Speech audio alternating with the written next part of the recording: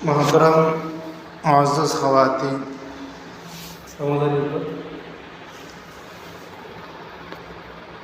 آج محرم الحرام کی ایک تاریخ ہے اور محرم الحرام سے اسلامی سال کا آغاز ہوتا ہے۔ ہم جو ہجری تاریخ کہتے ہیں یا اسلامی تاریخ، یہ اصل آج ہی سے شروع ہوتی ہے محرم الحرام سے، اور محرم الحرام سے مسلمانوں کے نئے سال کا آغاز ہوتا ہے۔ محرم عید سے مسلمانوں کے نئے سال کا آغاز کیوں ہوتا ہے، اس سے متعلق کچھ باتیں آج کی جائیں گی، اور محرم الحرام میں ہمیں کیا کام کرنا چاہیے اور کیا نہیں کرنا چاہیے، اس سے متعلق کچھ باتیں عرض کی جائیں گی۔ ایسے تو اسلامی سال کا آغاز آج کے دن سے ہوتا ہے، اور اس مہینے کا نام ماہ محرم الحرام ہے۔ کل 12 مہینے ہوتے ہیں۔ قرآن کریم میں اللہ نے فرمایا یقلب اللہ اللیل والنہار ان فی ذلک لعبرۃ لأولی الابصار ان عدۃ الشہور عند اللہ 12 شہرا فی کتاب اللہ یوم خلق السماوات والارض منہا 4 حرم، کہ جب سے اللہ نے آسمان و زمین بنائی اس وقت سے اللہ رب العزت نے مہینوں کی گنتی 12 رکھی ہے، اور ان میں اللہ نے 4 مہینے حرمت والے بنائے ہیں۔ یعنی اسلام نہیں آیا تھا تب بھی اللہ نے 4 مہینوں کو بڑا عزت والا بنایا تھا۔ ان میں سے ایک مہینہ محرم الحرام کا ہے، اور اللہ کے نبی جب اس دنیا میں مبعوث نہیں ہوئے تھے اس وقت بھی محرم کا مہینہ بڑی عظمت والا مہینہ کہلاتا تھا۔ لوگ اس میں جنگ و جدال نہیں کرتے تھے، کسی پر ظلم و زیادتی نہیں کرتے تھے، بلکہ اسلام آنے سے پہلے جیسے ہم رمضان کا مہینہ گزارتے ہیں ایسے ہی لوگ محرم الحرام کا مہینہ گزارتے ہیں۔ اور محرم الحرام کے اندر اللہ رب العزت نے 2 واقعے کروائے۔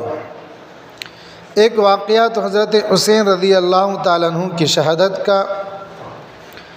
اور ایک حضرت عمر فاروق رضی اللہ تعالیٰ عنہ کی شہادت کا، کہ آج ہی کے دن یعنی 1 محرم الحرام کو حضرت عمر فاروق رضی اللہ تعالیٰ عنہ شہید ہوئے تھے۔ اور اسی طرح اللہ کے نبی سے پہلے بہت سارے ایسے کام ہیں جو اللہ نے ماہ محرم کے اندر کرائے ہیں، وہ آئندہ پیر کو آپ کے سامنے ذکر کیے جائیں گے۔ محرم الحرام کی مہینے کی بڑی فضیلت ہے، اس میں ہمیں گناہ کا کام نہیں کرنا چاہیے، اور اللہ کے نبی کریم صلی اللہ علیہ وسلم محرم میں بڑی کثرت سے روزہ رکھا کرتے تھے، اور 2 روزے اللہ کے نبی نے رکھنے کا حکم دیا ہے۔ ایک تو 10 محرم الحرام کا روزہ رکھو،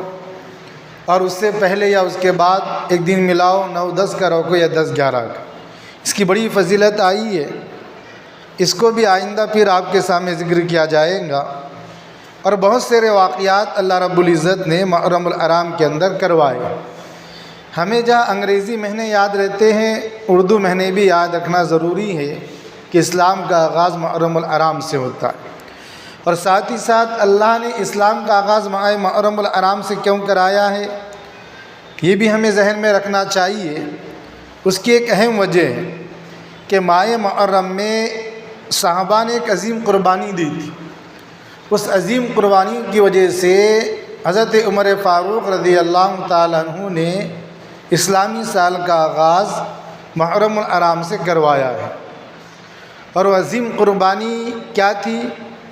کہ صحابہ نے اپنے گھروں کو، اسی طرح اپنے مال و اجداد کو چھوڑ کر آپ صلی اللہ علیہ وسلم نے مدینہ کی طرف ہجرت کا حکم دیا تھا، اور تمام کے تمام صحابہ اور اللہ کے نبی نے مدینہ کی طرف ہجرت اسی مہینے کے اندر فرمائی تھی۔ اس لیے اسلامی سال کا آغاز بھی اسی مہینے سے ہوتا ہے، اور اس کی تاریخ کا آغاز بھی اسی مہینے سے ہوتا ہے۔ گویا آج نبی کریم صلی اللہ علیہ وسلم کو ہجرت کر کے 1445 سال ختم ہو چکے ہیں اور 46واں سال جو ہے شروع ہو چکا ہے۔ اللہ کے نبی کی ہجرت کے واقعے میں، حضرت عمر فاروق رضی اللہ تعالیٰ عنہ کی شہادت کے واقعے میں ہم سب کے لیے بڑی عبرتیں اور بڑی نصیحتیں ہیں۔ حضرت عمر فاروق رضی اللہ تعالیٰ عنہ اسی ایک محرم الحرام کو شہید ہوئے ہیں، اسی لیے حضرت عائشہ رضی اللہ تعالیٰ عنہ حضرت عمر فاروق رضی اللہ تعالیٰ عنہ کے بارے میں ارشاد فرماتی ہیں کہ محرم الحرام اور اسی طرح دیگر مہینوں میں حضرت عمر فاروق رضی اللہ تعالیٰ عنہ کا تذکرہ کیا کرو، اس لیے کہ جہاں حضرت عمر فاروق رضی اللہ تعالیٰ عنہ کا تذکرہ ہوتا ہے وہاں عدل و انصاف کا تذکرہ ہوتا ہے، اور جہاں عدل و انصاف کا تذکرہ ہوتا ہے وہاں اللہ کا تذکرہ ہوتا ہے۔ اسی طرح حضرت حسن بصری رضی اللہ تعالیٰ عنہ فرماتے ہیں کہ تم اپنی مجلسوں میں اور اپنی اولاد کے سامنے حضرت عمر فاروق رضی اللہ تعالیٰ عنہ کی زندگی پڑھ کے سناؤ، اس سے تمہارے اندر بھی بہادری پیدا ہوں گی اور تمہاری اولاد کے اندر بھی بہادری پیدا ہوں گی اور ان کے اندر شجاعت پیدا ہوں گی، وہ کسی سے ڈریں گے نہیں، ان کے اندر بزدلی نہیں پیدا ہوں گی۔ حضرت عمر فاروق رضی اللہ تعالیٰ عنہ اللہ کے نبی کریم صلی اللہ علیہ وسلم پر جب ایمان قبول کیے تو وہ آپ کے ایمان لانے اور اسی طرح آپ کو جب شہادت نصیب ہوئی ہے، اس میں ہمارے لیے بڑی نصیحت ہے۔ اللہ کے نبی کریم صلی اللہ علیہ وسلم نے فرمایا کہ انا خاتم النبیین، کہ میں آخری نبی ہوں، میرے بعد کوئی نبی نہیں آئے گا۔ ہم اپنا بھی یہ عقیدہ بنائیں اور اپنی اولاد کا بھی یہ عقیدہ بنائیں کہ اللہ کے نبی کریم صلی اللہ علیہ وسلم آخری نبی ہے، اب قیامت تک کوئی نبی نہیں آنے والا ہے، اور اگر کوئی انسان نبوت کا دعویٰ کرے تو وہ جھوٹا ہے، ہم اس کو نبی نہیں مان سکتے۔ یہ اللہ کے نبی کا ارشاد ہے۔ آگے اللہ کے نبی نے فرمایا انا خاتم النبیین لا نبی بعدی وکان نبی بعدی، اگر میرے بعد کوئی نبی ہوتا وکان عمر بن الخطاب تو حضرت عمر فاروق رضی اللہ تعالیٰ عنہ تھے، لیکن کیونکہ میرے بعد کوئی نبی نہیں ہے اس لیے فرمایا کہ حضرت عمر فاروق رضی اللہ تعالیٰ عنہ کے بارے میں اتنی بڑی فضیلت اللہ کے نبی کریم صلی اللہ علیہ وسلم نے ذکر فرمائی ہے۔ اسی طرح اللہ کے نبی کریم صلی اللہ علیہ وسلم نے فرمایا کہ کل قیامت کے دن میں اور ابو بکر اور حضرت عمر اس طرح اٹھیں گے کہ میرے دائیں جانب حضرت ابو بکر صدیق رضی اللہ تعالیٰ عنہ ہوں گے اور بائیں جانب حضرت عمر فاروق رضی اللہ تعالیٰ عنہ ہوں گے۔ یہ فضیلت اللہ کے نبی کریم صلی اللہ علیہ وسلم نے حضرت عمر فاروق رضی اللہ تعالیٰ عنہ کے تعلق سے ارشاد فرمائی ہے۔ اور اسی طرح اللہ کے نبی کریم صلی اللہ علیہ وسلم نے اللہ رب العزت سے دعا کی کہ اللہ رب العزت ابھی ہم نے جو ہے لوگوں کو دین کی دعوت دی، بہت کم لوگ اسلام میں لائے، اور یہ قریش مکہ اور کفار مکہ ہم پر بڑا ظلم و زیادتی کرتے ہیں، آپ ایسا کیجئے۔ اللہ رب العزت اللہ کے نبی نے دعا مانگی کہ حضرت عمر فاروق رضی اللہ تعالیٰ عنہ کو اسلام کی توفیق دیجیے اور ان کو اسلام میں داخل کر دیجیے۔ اللہم اعز الاسلام بعمر بن الخطاب، آپ عمر ابن خطاب سے اسلام کو عزت بخشیے، ان کو اسلام کی دولت سے نواز دیجیے۔ حضرت عمر فاروق رضی اللہ تعالیٰ عنہ کے تعلق سے اللہ کے نبی کریم صلی اللہ علیہ وسلم نے یہ دعا فرمائی، اور ادھر ابو جہل نے اللہ کے نبی کریم صلی اللہ علیہ وسلم کے تعلق سے یہ مشورہ کیا کہ اللہ کے نبی لوگوں کو اپنے آبائی دین سے پھیر رہے ہیں، اس لیے ہم مشورہ کریں کہ اللہ کے نبی کریم صلی اللہ علیہ وسلم کو نعوذ باللہ قتل کر دیں۔ تو تمام کفاروں نے جو مکہ کے تھے کہا کہ یہ بڑی اچھی رائے، ہم اللہ کے نبی کو قتل کر دیں۔ ادھر پھر بعد میں لوگوں نے کہا کہ کون اللہ کے نبی کو نعوذ باللہ قتل کریں گا؟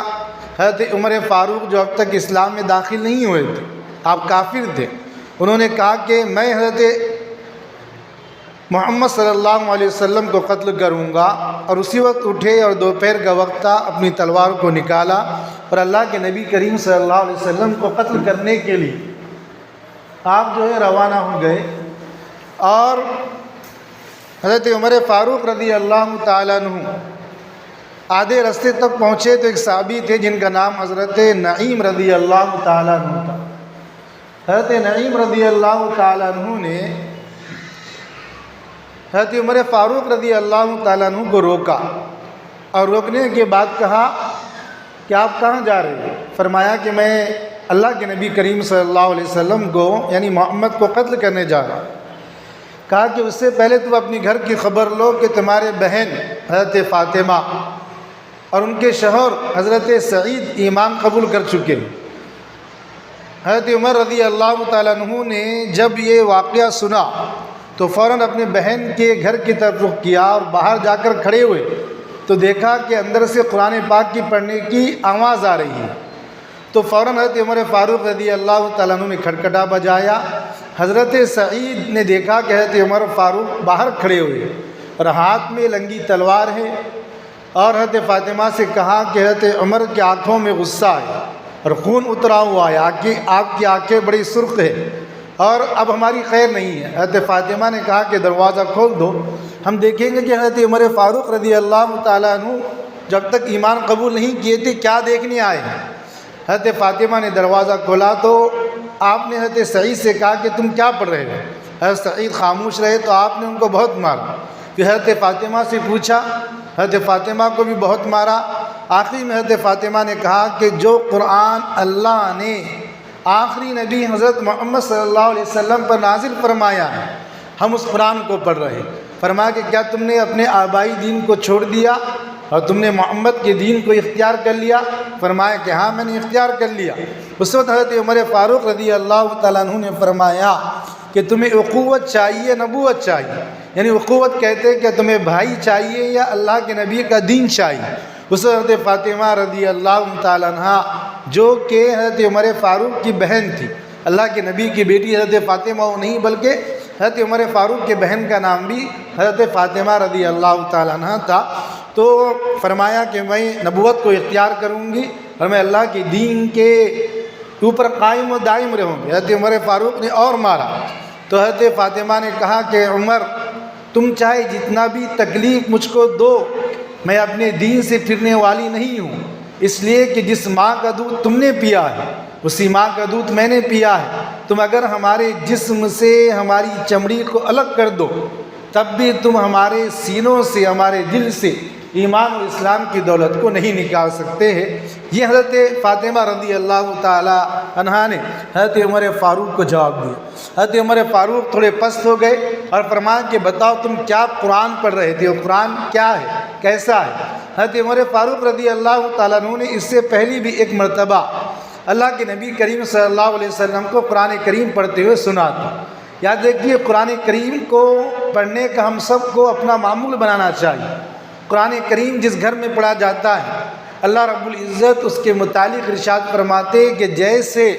آسمان کے اوپر ستارے چمکتے ہیں ہم ان ستاروں کو دیکھتے ہیں، ایسے جس گھروں کے اندر عورتیں یا مرد قرآن کریم کی تلاوت کرتے ہیں وہ آسمان والوں کے لیے ایسے ہی چمکتے ہیں جیسے زمین والوں کے لیے آسمان پر ستارے چمکتے ہیں۔ اور جن گھروں میں قرآن کی تلاوت ہوتی ہے اللہ اس گھر پر اپنی رحمتوں کو نازل فرماتا ہے، کیونکہ اللہ رب العزت نے قرآن کریم میں فرمایا ہے کہ یا ایھا الذین آمنوا اذکروا اللہ ذکرا کثیرا، کہ ایمان والو تم اللہ کا کثرت سے ذکر کیا کرو، اور پھر فرمایا کہ انا نحن نزلنا الذکر وانا لہ لحافظون، کہ اس قرآن کریم کو ہم نے نازل کیا ہے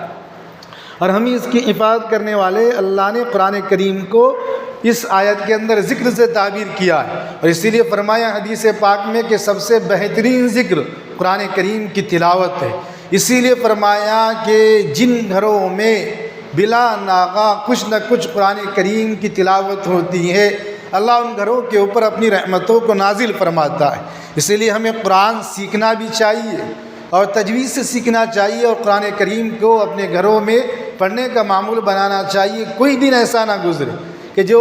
کہ ہم اپنے گھروں میں قرآن کریم کی تلاوت نہ کریں۔ کم سے کم آخری درجے میں پو پارا یا ایک صفحہ یا 2 صفحے کیوں نہ ہو، ہمیں قرآن کریم کی تلاوت کرنا چاہیے۔ حضرت عمر فاروق رضی اللہ تعالیٰ عنہ نے ایک مرتبہ اللہ کے نبی کو بیت اللہ کے صحن میں اس سے پہلے حضرت فاطمہ کے واقعے سے پہلے قرآن پڑھتے ہوئے سنا، اور اللہ کے نبی 29 پارے 21 سورہ آقا پڑھ رہے تھے، اور اللہ کے نبی کریم صلی اللہ علیہ وسلم نے تلاوت کی کہ العاقۃ ما العاقہ وما ادراک ما العاقہ کذبت ثمود وعاد بالقارعہ فاما ثمود فاہلکوا بالطاغیہ۔ یہ اللہ کے نبی تلاوت کر رہے تھے اور بڑی بہترین یہ صورت ہے۔ حضرت عمر فاروق رضی اللہ تعالیٰ عنہ نے جب دیکھا کہ اتنی بہترین صورت ہے اور قرآن کتنا بہترین ہے، تو یہ کہا کہ اپنے دل کے اندر اللہ کے نبی کو پتہ بھی نہیں تھا کہ حضرت عمر فاروق یہ سن رہے ہیں، تو حضرت عمر فاروق نے اپنے دل میں کہا کہ یہ کیسے شاعر کا کلام ہے۔ تو اسی سورہ آقا کے آخر میں دوسرے رکوع میں اللہ نے فرمایا کہ وَمَا هُوَ بِالْقَوْلِ شَاعِرٍ قَلِيلًا مَا تُؤْمِنُونَ، کہ یہ کسی شاعر کا کلام نہیں ہے لیکن بہت کم لوگ ایمان لاتے ہیں۔ تو حضرت عمر کو جھٹکا بیٹھا، کہا کہ اللہ کے نبی کیسے جادوگر انسان ہے، ادھر میں نے اپنے دل میں سوچا اور ادھر اللہ کے نبی نے میرے دل کے بات کو پڑھ لیا، تو اللہ کے نبی کیسے جادوگر ہے۔ تو اس وقت فوراً اس کے بعد جو آیت سورہ آقا میں یہ ہے کہ وَلَا بِقَوْلِ كَاهِنٍ قَلِيلًا مَا تَذَكَّرُونَ، اور یہ کسی جادوگر کا کلام نہیں ہے لیکن بہت کم لوگ اس سے نصیحت حاصل کرتے ہیں۔ حضرت عمر کو اور جھٹکا بیٹھا، کہا کہ دیکھو میں نے اللہ کے نبی کے بارے میں دل میں سوچا کہ اللہ کے نبی جادوگر ہے، اور قرآن میں ادھر اللہ نے ذکر کر دیا، اب فوراً وہاں سے واپس آ گئے۔ اس وقت حضرت عمر فاروق نے سنا تھا قرآن کریم بڑی عظمت کی کتاب، اور کچھ نہ کچھ آپ کے دل میں ایمان کی چنگاری ہو چکی تھی۔ حضرت فاطمہ کے پاس آئے تو بتایا تم کیا پڑھ رہے تو حضرت فاطمہ نے کہا کہ یا عمر انک رجس، کہ عمر تم میرے بھائی ہو لیکن ابھی تم ناپاک ہو، پہلے تم پاک ہو۔ حضرت عمر نے کہا کہ مجھے پاک ہونے کے لیے کیا کرنا ہے؟ فرمایا کہ حضرت فاطمہ نے تم غسل کرو، اس کے بعد وضو کرو۔ حضرت فاطمہ کے کہنے پر حضرت عمر فاروق نے غسل کیا، وضو کرنے کے بعد فرمایا کہ فاطمہ میری بہن بتاؤ تم قرآن کریم کیا پڑھ رہے تھے؟ حضرت فاطمہ حضرت سعید قرآن کریم کی تلاوت کر رہے تھے کہ طٰہٰ ما انزلنا علیک القرآن لتشقی الا تذکرۃ لمن یخشی تنزیلا ممن خلق الارض والسماوات العلی الرحمن علی العرش استوی لہ ما فی السماوات وما فی الارض وما بینہما وما تحت الثری۔ یہ پڑھتے پڑھتے حضرت فاطمہ رضی اللہ تعالیٰ عنہ جو حضرت عمر فاروق کی بہن تھی، وہاں یہ آیت انہوں نے پڑھی کہ اننی انا اللہ لا الہ الا انا فاعبدنی واقم الصلاۃ لذکری، کہ مجھے میرے اللہ نے یہ حکم دیا ہے کہ میں ہی اللہ ہوں، اننی انا اللہ لا الہ الا انا فاعبدنی، کہ تم میرے علاوہ کسی کی عبادت نہ کرو، واقم الصلاۃ لذکری، اور میرے ذکر کے لیے نماز کو قائم کرو۔ جب یہ آیت حضرت عمر فاروق رضی اللہ تعالیٰ عنہ نے سنی تو اسی وقت فوراً حضرت عمر فاروق رضی اللہ تعالیٰ عنہ نے کہا کہ فاطمہ بس کرو اور یہاں پر رک جاؤ، اور پھر کہا کہ اس آیت کو بار بار پڑھو۔ حضرت فاطمہ اس آیت کو بار بار پڑھنے لگی۔ اس واقعے کو بیان کرنے کے بعد حضرت عمر فاروق نے کہا کہ اب مجھے اللہ کے نبی کریم صلی اللہ علیہ وسلم کے پاس لے کر چلو۔ حضرت فاطمہ نے کہا کہ بہت اچھے، ہم تمہیں اللہ کے نبی کے پاس لے کر چلتے ہیں۔ اس واقعے کو یہاں تک بیان کرنے کے بعد علامہ اقبال رحمۃ اللہ علیہ نے کہا کہ اس روئے زمین کے اوپر سب سے زیادہ اسلام کو پھیلانے میں اگر کوئی چیز ذریعہ بنی ہے تو فرمایا کہ وہ صحابیات تھی، وہ اللہ کے نبی کریم صلی اللہ علیہ وسلم پر ایمان قبول کرنے والی وہ عورتیں تھیں۔ اسی لیے فرمایا کہ سب سے پہلی شہادت اگر کسی نے دی ہے اسلام کے خاطر وہ حضرت سمیہ رضی اللہ تعالی عنہا ہے۔ اور فرمایا کہ حضرت عمر جب اتنے کٹر تھے، اللہ کے نبی کو قتل کرنے کے لیے نکلے تھے، لیکن ان کے اسلام میں دخول کا ذریعہ اور اس کے بعد حضرت عمر سے جو اسلام پھیلا اس کا ذریعہ فرمایا کہ وہ ایک خاتون، ایک عورت حضرت فاطمہ رضی اللہ تعالیٰ عنہا بنی۔ تو اللہ رب العزت نے فرمایا کہ اگر ایک خاتون جب دین اسلام کے لیے کسی چیز کو کرنے کا عزم کرتی ہے، استقلال کرتی ہے، تو اس پائے تکمیل تک پہنچتی ہے۔ بعض مرتبہ کوئی مرد اگر کسی دین کے کام کو لے کر اٹھے اور ہو سکتا ہے کہ وہ انتہا کو اور اس کی جو ہے بالکل بلندی کو نہ پہنچے، لیکن اگر کبھی کوئی خاتون دین کے خاطر اگر کسی چیز کو ٹھان لے تو فرمایا کہ اس کے پائے تکمیل تک پہنچتی، اگر وہ نہ بھی پہنچے تو وہ اپنی اولاد کو اس کا نمونہ بناتی ہے اور وہ اس کام کو پائے تکمیل تک پہنچاتی ہے۔ حضرت فاطمہ رضی اللہ تعالیٰ عنہا یہ اللہ کے نبی کریم صلی اللہ علیہ وسلم کے پاس لے کر گئے۔ اللہ کے نبی کریم صلی اللہ علیہ وسلم اس وقت روپوش تھے اور کافر آپ کو مارنے کے در پر تھے۔ دار ارقم، حضرت ارقم رضی اللہ تعالیٰ عنہ کا ایک گھر تھا، وہاں اللہ کے نبی کریم صلی اللہ علیہ وسلم موجود تھے۔ دور سے صحابہ نے دیکھا حضرت عمر فاروق رضی اللہ تعالیٰ عنہ آ رہے ہیں۔ اللہ کے نبی کو کہا کہ دیکھو حضرت عمر فاروق آ رہے ہیں اور آپ کے ہاتھ میں تلوار ہے۔ اللہ کے نبی نے کہا کہ آنے دو۔ حضرت حمزہ رضی اللہ تعالیٰ عنہ 3 دن پہلے انہوں نے اسلام کو قبول کیا تھا، کہا کہ اگر وہ آتے ہیں تو آنے دو، اگر خیر کے ساتھ میں آ رہے ہیں تو ہم ان کا استقبال کریں گے، اور اگر شر کے ساتھ میں آ رہے ہیں تو ہم انہی کی تلوار سے ان کا کام تمام کر دیں گے۔ جیسے ہی وہ قریب پہنچے اللہ کے نبی کریم صلی اللہ علیہ وسلم کے سامنے پہنچے، اور جیسے ہی قریب پہنچے اللہ کے نبی کریم صلی اللہ علیہ وسلم نے ان کا گریبان پکڑا، اور گریبان پکڑنے کے بعد کہا کہ عمر بتلاؤ کیا اب بھی تمہارے اسلام قبول کرنے کا وقت نہیں آیا ہے؟ کہا کہ اللہ کے نبی آ چکا ہے اور آپ مجھ کو کلمہ پڑھا دیجئے۔ اللہ کے نبی کریم صلی اللہ علیہ وسلم نے انہیں کلمہ پڑھایا، اور جیسے ہی اللہ کے نبی نے کلمہ پڑھایا اور حضرت عمر فاروق رضی اللہ تعالیٰ عنہ نے کلمہ پڑھا، اس وقت اللہ کے نبی نے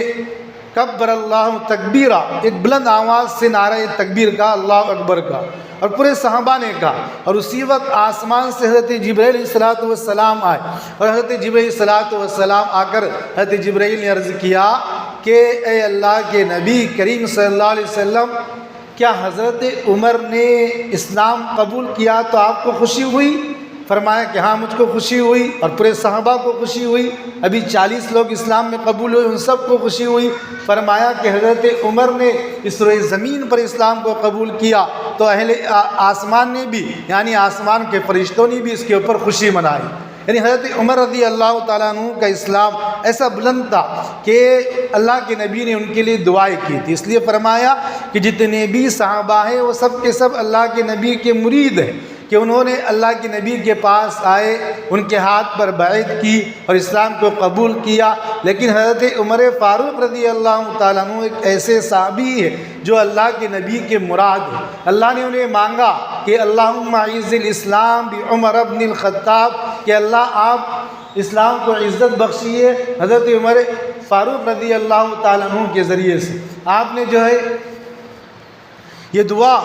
اللہ کے نبی کریم صلی اللہ علیہ وسلم نے مانگی۔ حضرت عمر اسلام میں داخل ہوئے، اور جب داخل ہوئے تو ظہر کی نماز کا وقت ہوا۔ اللہ کے نبی کریم صلی اللہ علیہ وسلم نے کہا کہ اذان دیجئے، اور اذان دینے کے بعد کہا کہ آپ جو ہے اذان دینے کے بعد اللہ کے نبی کریم صلی اللہ علیہ وسلم نے کہا کہ جماعت کے لیے صفیں بنا دیجئے۔ حضرت عمر فاروق نے کہا کہ اللہ کے نبی آپ کیا کر رہے ہیں؟ تو فرمایا کہ عمر ظہر کی نماز کا وقت ہے، ہم جو ظہر کی نماز پڑھ رہے ہیں۔ تو حضرت عمر فاروق رضی اللہ تعالیٰ عنہ نے کہا کہ آپ اب پوشیدہ طور پر اللہ کی عبادت نہیں کریں گے، اب جو عمر نے اسلام کو قبول کر چکا ہے۔ آپ نے تمام صحابہ اور اللہ کے نبی کو بیت اللہ کے سائے میں لے کر گئے اور پورے کفار مکہ کو جمع کیا اور کہا کہ دیکھو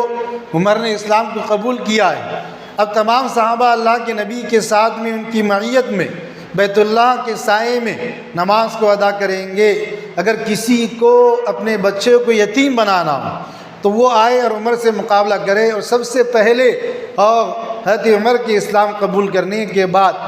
اللہ کے نبی کریم صلی اللہ علیہ وسلم نے علی اعلان جو ہے نماز ادا فرمائی، اور آپ نے عبادت کا جو ہے شروع کیا اور قرآن کریم کو علی اعلان پڑھنا شروع کیا، جن کے سن کر لوگ اسلام میں داخل ہوتے رہے۔ تو اللہ رب العزت نے حضرت عمر فاروق رضی اللہ تعالیٰ عنہ کا بڑا بلند مقام بنایا تھا۔ آپ اللہ کے نبی کریم صلی اللہ علیہ وسلم ہمیشہ حضرت عمر فاروق رضی اللہ تعالیٰ عنہ سے مشورہ لیا کرتے تھے۔ قرآن کریم کے اندر 18 آیتیں ایسی ہیں، اور بعض مفسروں نے کہا کہ 15 آیتیں ایسی ہیں کہ حضرت عمر فاروق رضی اللہ تعالیٰ عنہ نے کہا، اور اللہ نے اسی طرح قرآن بنا کر آسمان سے نازل فرمایا ہے۔ اللہ نے ان کی شان میں گویا اس طرح جو اللہ نے قرآن بنا کر نازل کیا، یہ حضرت عمر فاروق کا مقام ہے۔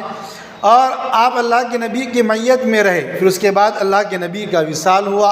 حضرت ابوبکر صدیق خلیفہ بنے، اور اس کے بعد حضرت عمر فاروق رضی اللہ تعالیٰ عنہ خلیفہ بنے۔ جب حضرت عمر فاروق رضی اللہ تعالیٰ عنہ خلیفہ بنے،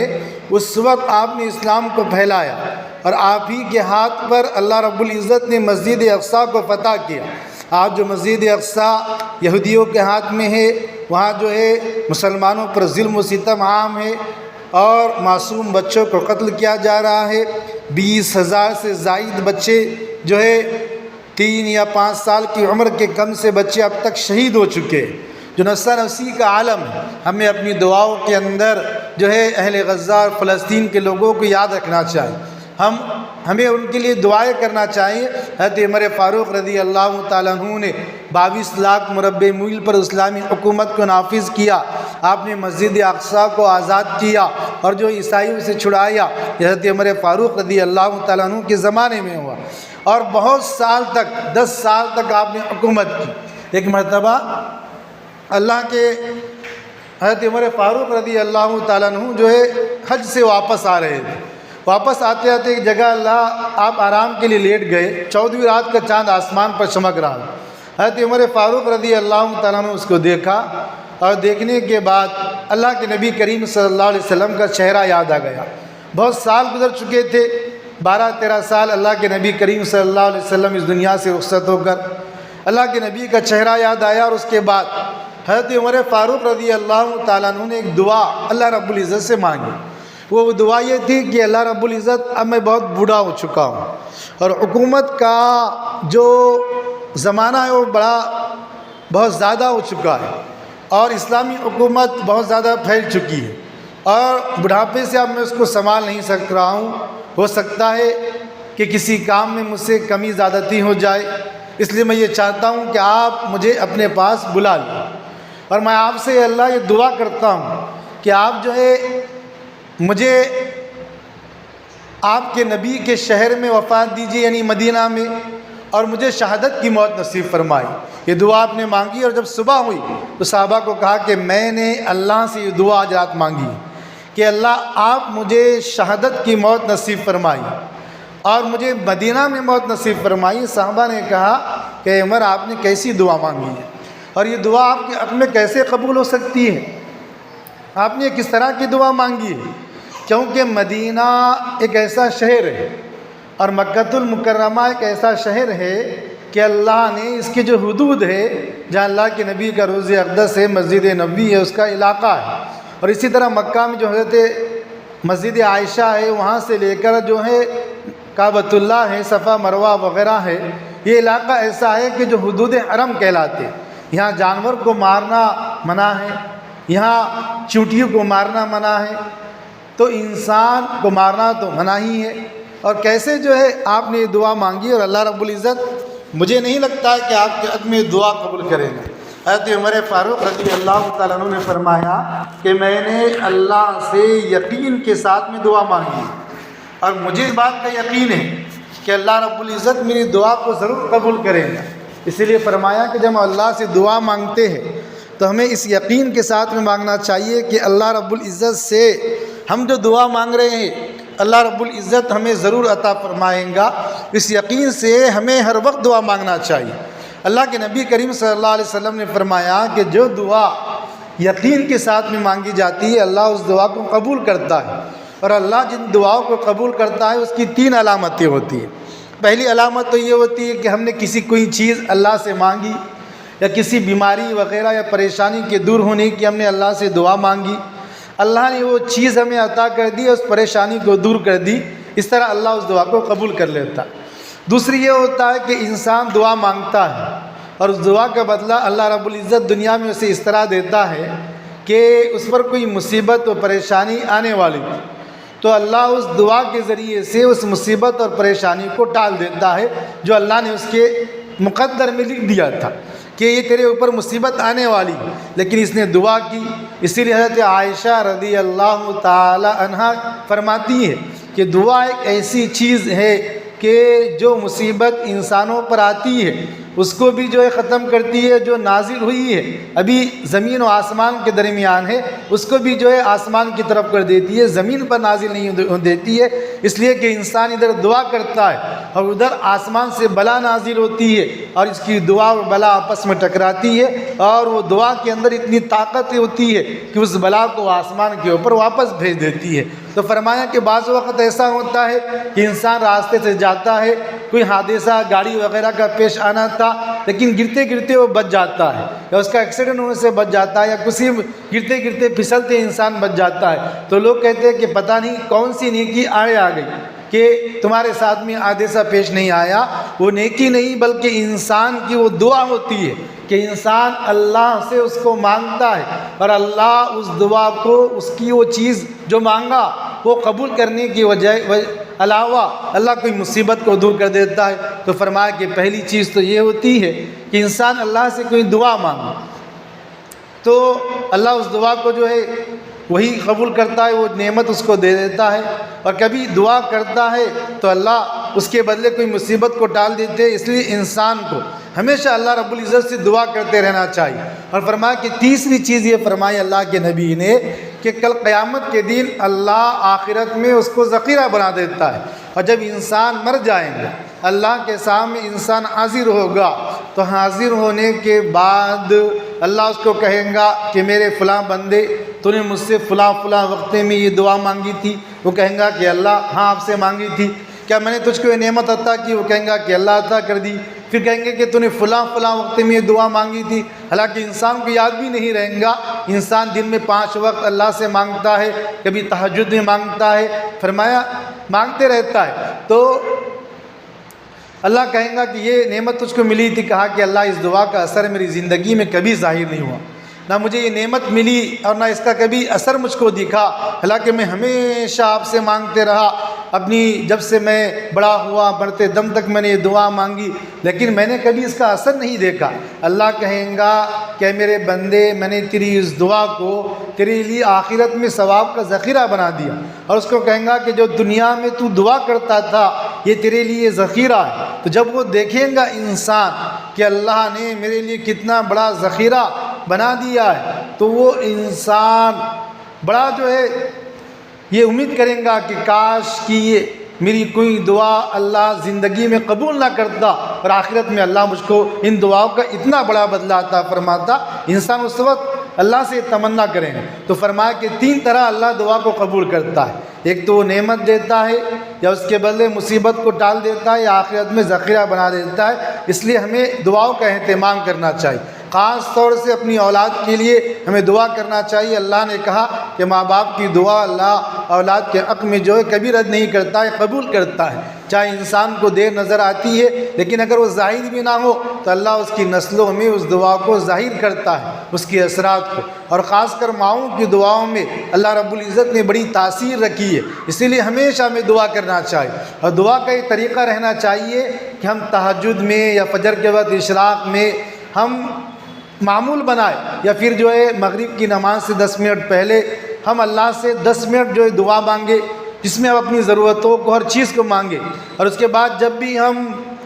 ذرا لمبی دعا مانگے اور اس کے بعد جب ہم 5 وقت نماز پڑھتے ہیں مختصر دعا کرتے ہیں تو اللہ سے یہ کہیں کہ میں نے جو صبح آپ سے دعا مانگی اس کو قبول فرمائیے۔ ہر دعا میں ہر نماز کے بعد اللہ سے کہنا چاہیے، یا میں نے جو دعا آپ سے مغرب کے وقت مانگی ہے آپ اس کو قبول فرمائیے، اس کی قبولیت کی بار بار دعا کرنا چاہیے۔ دن میں ایک وقت جو ہے دعا کے لیے متعین کرنا چاہیے، اور پھر اس کے بعد جب ہمیشہ دن بھر دعا کرتے رہتے ہیں 1 منٹ کی ہو 2 منٹ کی ہو تو اللہ سے ساتھ میں بھی کہنا چاہیے کہ وہ دعا جو میں نے فجر کے وقت یا اشراق کے وقت یا مغرب کے وقت مانگی ہے جو ہمارا معمول ہو، یا اللہ اس کو میرے حق میں یا جن کے حق میں نے مانگی ہے اس کو قبول فرمائیے۔ یہ ہماری دعا کرنے کا یہ معمول ہونا چاہیے۔ حضرت عمر فاروق رضی اللہ تعالیٰ عنہ نے یہ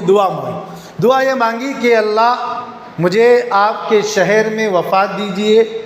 اور وہیں مجھ کو دفن کیجیے اور وہیں مجھے شہادت نصیب کیے۔ صحابہ نے کہا کہ یہ تو حدود حرم ہے، یہاں پر جنگ لڑائی منع ہے، جانور کو مارنا منع ہے، آپ کی دعا قبول نہیں ہوئی۔ حضرت عمر نے کہا کہ مجھے یقین ہے، میں اللہ سے میں نے اس یقین سے مانگا ہے کہ اللہ میرے حق میں اس دعا کو ضرور قبول کریں گا۔ آپ مدینہ واپس آئے، حج جو ہے ابھی حج کا مہینہ ختم ہوا، حضرت عمر فاروق رضی اللہ تعالیٰ عنہ 21-22 ذی الحجہ کو واپس آئے مدینہ میں، 4-5 دن رہنے کے بعد حضرت مغیرہ بن شعبہ ایک صحابی تھے، انہوں نے ایک شخص تھا جو مجوسی تھا جس کا نام فیروز تھا، وہ غلام تھا، حدود حرم میں مدینۃ المنورہ میں اور مکۃ المکرمہ کی جو حدودیں ہیں اللہ نے یہاں کافروں کا آنے کو ممنوع قرار دیا۔ تو یہ جو فیروز نامی غلام تھا یہ مجوسی تھا،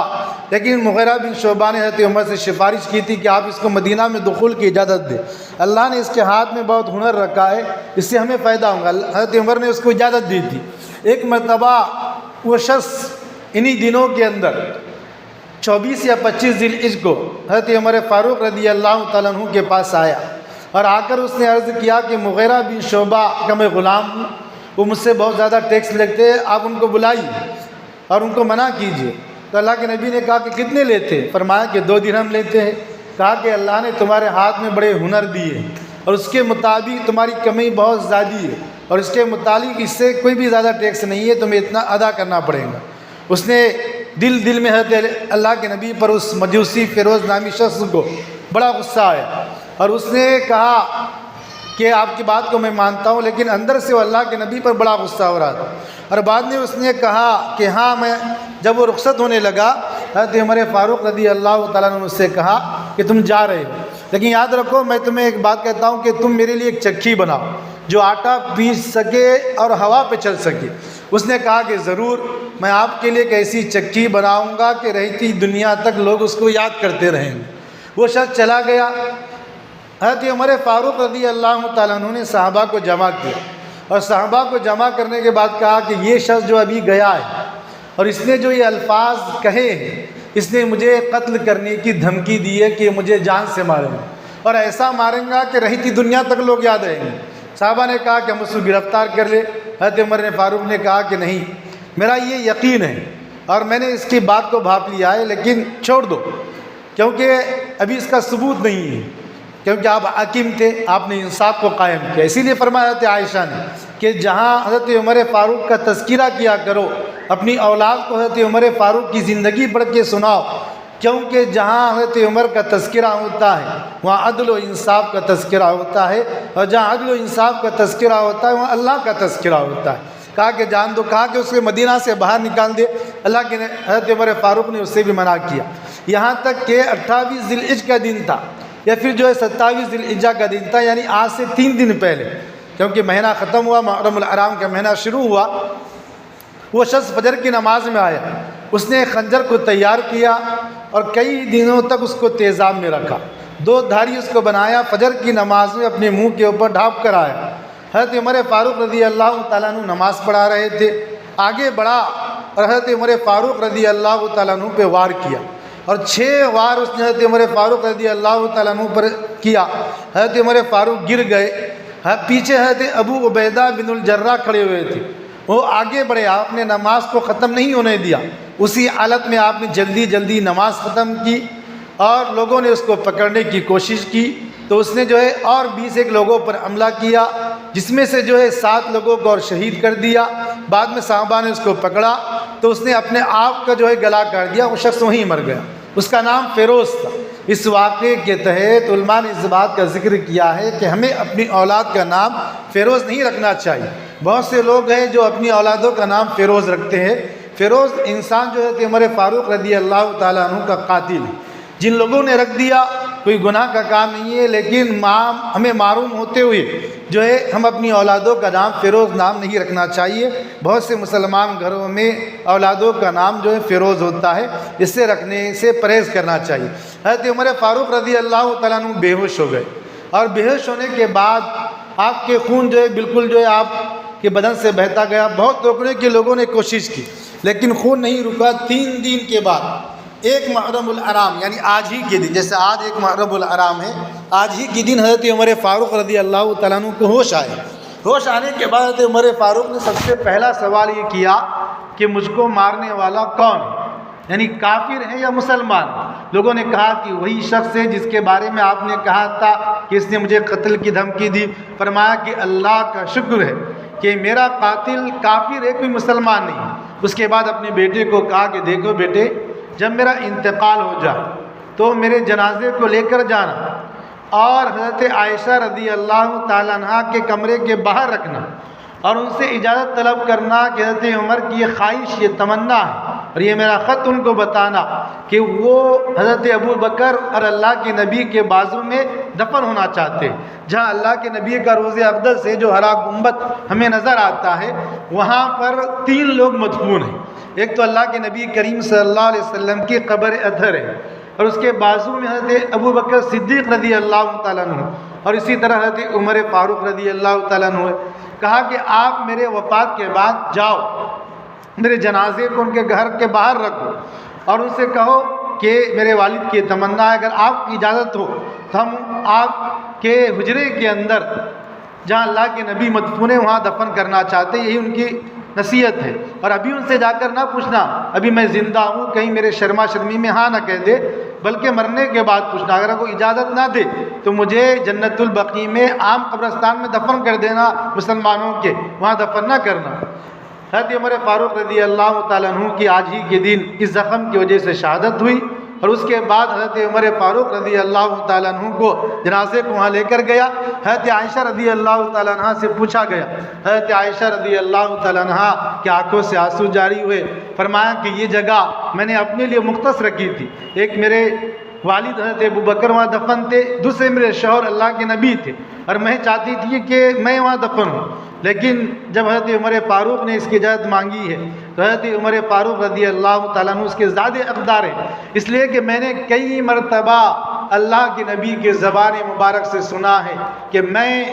اور ابو بکر اور عمر قیامت کے دن اس طرح اٹھیں گے کہ میرے دائیں جانب حضرت ابو بکر ہوں گے اور بائیں جانب عمر ہوں گے، اور میں جانتی تھی کہ یہ جگہ اگر خالی ہے چاہے میری یہ تمنا ہو لیکن یہ حضرت عمر ہی کے لیے اللہ نے خاص کر رکھی۔ تو آج جو روضہ اقدس ہمیں نظر آتا ہے یہ یہاں پہ 2 صحابی اور اللہ کے نبی کریم صلی اللہ علیہ وسلم مدفون ہیں۔ تو آج ہی کے دن حضرت عمر فاروق رضی اللہ تعالیٰ عنہ کی شہادت ہوئی تھی۔ اللہ نے صحابہ کی زندگی میں ہمارے لیے بڑی عبرتیں نصیحتیں رکھی ہے، ہمیں بھی صحابہ کی زندگی پڑھنا چاہیے۔ شیخ زکریا رحمۃ اللہ علیہ نے حیات الصحابہ لکھی ہے، اس میں صحابہ کے واقعات، اس سے ہمارے اندر بھی ایمان تازہ ہوتا ہے۔ ہمارے بچوں کو پڑھ کر سنائیے، ان کے اندر بھی ایمان تازہ ہوتا ہے، اور جیسے جس حالات سے ہم گزر رہے، جب صحابہ کی زندگی ہمارے سامنے ہوں گی تو گویا ہمارے لیے بھی عمل کرنا آسان ہوگا، حالات سے لڑنا آسان ہوگا، اور اگر صحابہ کی زندگی اگر ہمارے سامنے نہیں ہے تو بڑی مشکل ہوگا۔ تو محرم کا مہینہ بڑی فضیلتوں کا مہینہ ہے،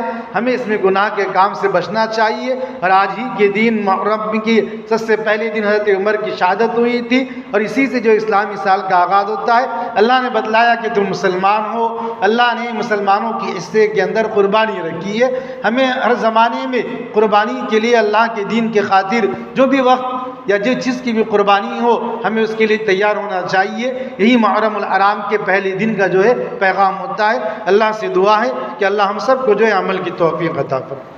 اللہم انت السلام ومنک السلام تبارکت یا ذا الجلال والاکرام ربنا آتنا فی الدنیا حسنہ وفی الآخرۃ حسنہ وقنا عذاب النار فاعف عنا واغفر لنا وارحمنا انت مولانا فانصرنا علی القوم الکافرین۔ یا ارحم الراحمین، یا اکرم الاکرمین، یا اللہ ہمارے گناہوں کو معاف فرمائیے، یا اللہ خطاؤں کو لغزشوں کو درگزر فرمائیے، یا اللہ سیئات کو حسنات سے مبدل فرمائیے، یا اللہ رحم کا، کرم کا، عفو عافیت کا معاملہ فرمائیے۔ یا اللہ ماہ محرم الحرام کا آغاز ہو چکا ہے، یا اللہ اس کی برکتیں ہم سب کو نصیب فرمائیے۔ یا اللہ اس پورے مہینے میں آپ نے بہت سے واقعات جو ہے اللہ کروائے ہیں، یا اللہ اس سب واقعوں کا ہم سب کو حصہ نصیب فرمائیے۔ یا اللہ ہم نے جو دین کی باتیں سنی ہیں اس پر ہم سب کو عمل کی توفیق عطا فرمائیے۔ یا اللہ ہماری اولادوں میں، یا اللہ ہماری نسلوں میں حضرت عمر فاروق رضی اللہ تعالیٰ عنہ جیسے یا اللہ جلیل القدر لوگ پیدا فرمائیے۔ یا اللہ ان کی بہادری و شجاعت یا اللہ ہمارے نسلوں میں، ہماری اولاد میں نصیب فرمائیے۔ یا اللہ ہم سب کی زندگیوں میں اعمال خیر نصیب فرمائیے۔ یا اللہ چین و سکون نصیب فرمائیے۔ یا اللہ آفتوں سے، مصیبتوں سے، شرور و فتن سے ہم سب کی حفاظت فرمائیے۔ یا اللہ جتنے خواتین یا اللہ یہاں بیان سننے آئی ہے، یا اللہ ان کی سننے کو قبول فرمائیے۔ یا اللہ اس کی برکتیں ان کے خاندان میں گھروں میں یا اللہ ظاہر فرمائیے، یا اللہ جو پریشانی ان کے گھروں میں اس کو دور فرمائیے، یا اللہ چین و سکون عافیت اللہ گھر میں نصیب فرمائیے، یا اللہ جو کچھ تمنائے یا اللہ خیر کی ان کے دلوں میں وہ پورا فرمائیے، یا اللہ جو بیمار انہیں شفا عطا فرمائیے، یا اللہ جو جس پریشانی میں اس کی پریشانی کو دور فرمائیے، یا اللہ ہم سب کے ساتھ رحم کرم عفو و عافیت کا معاملہ فرمائیے، یا اللہ ہم سب کی زندگی ایمان پر گزاریے، یا اللہ ایمان ہی پر ہم سب کا خاتمہ فرمائیے، یا